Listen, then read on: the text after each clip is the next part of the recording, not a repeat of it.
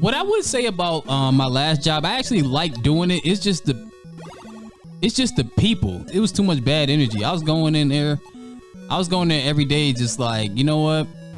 I'm not fucking with this anymore. That's why I said it on the podcast. Like when I said it on the podcast, I meant that shit. Like sometimes it takes a lot for me to get like that. And when I get like that, it's only a matter of time before I leave. I'm not sticking around for that. I'm not gonna stick around and complain about that shit for like a good 5 years. Like, no. Like, I came on a podcast, I told why I was pissed off.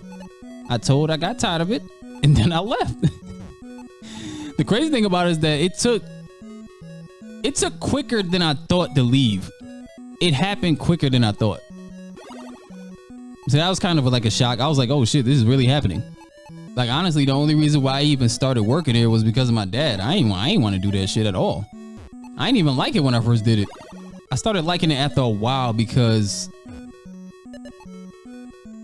I don't know, it's something about detailing somebody's car that's like filthy, and they swear up and down that it can't look any better. I was like, like most of them stains aren't that bad. That's why I hate my fucking algorithm. Sometimes I be on Instagram and I'll see these people like detailing a car, and they'll use a machine. We wasn't using no fucking machine. That was all Dave shit. Dave shit was, yo, you do it by hand. Everything has to be done by hand, and nobody could help each other. You couldn't help each other. You had to do that shit by yourself, which we kind of hated. It was like, yo, like all this would go a lot faster if we can help each other. Like, nope, everybody got to do it by themselves. And he would get pissed if somebody was helping you. By hand, it's cool, but by hand, you be fucking your hands up. Like when you're scrubbing, you hit that fucking metal bar like under the chair, under the driver's seat. You hit that metal bar, man. My hands is fucked up. Well, not really. You can't really tell. Now you can't really tell, but my hands got fucked up working at that job. Now I don't have arthritis. It's just that was the thing. That was one of the signs that made me want to quit, was because I used to hold the buffer for like 10 hours straight. Like every day I was working 8 to 7. So that's like what, 11 hours or something like that. So that's 11 hours Monday through Saturday for like 17 years straight. I don't know if you ever worked out your hands and then they get cramped. Like you get like muscle cramp. It's like, yo, like what the fuck? It's sort of like when you're working out and then your muscles start. Yeah, like that was happening like within 3 hours of working. Like every day that was happening within 3 hours of working. I was like, what the fuck is wrong with my hands?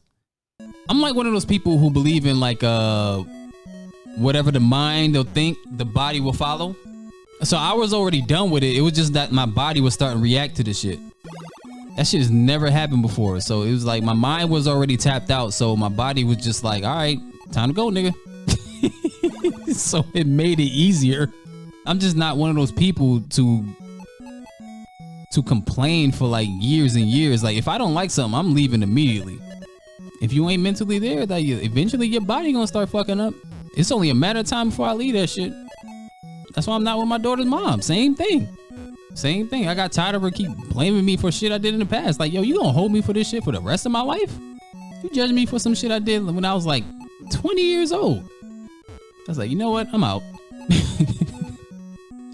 It's only a matter of time. But with that, I needed her to see it the way I was seeing it. And just eventually she just did. Like she came to me, she was like, all right, I think we should break up because you're not happy, I'm not happy, I can't make myself happy. Because it was something that Will Smith said. Will Smith said this shit when he was talking about Jada. He was like, it's not my job to make her happy. She should come into the relationship already happy. And I kind of believe that. A lot of people get in these fucking relationships that be miserable as fuck, and then they latch on to somebody thinking that they supposed to be making them happy. Like what? Like you wasn't happy before you got into this shit? Why are you coming into this relationship thinking that I'm supposed to be like your buffer to your life? Like when people come in, like when people be talking about I can't live without you, like why do you think like that? You're not supposed to feel like that. That shit sound cool, but nah, that ain't it. I can't live without you. What?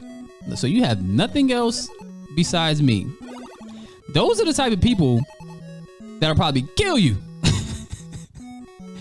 People who think like that, those people will probably kill you. I can't live without you. If I can't have you, no one can have you. That's what kind of motherfuckers you dealing with. The majority of the time you dealing with people like that. Can't live without me. Uh-oh. Maybe I should moonwalk out of this shit.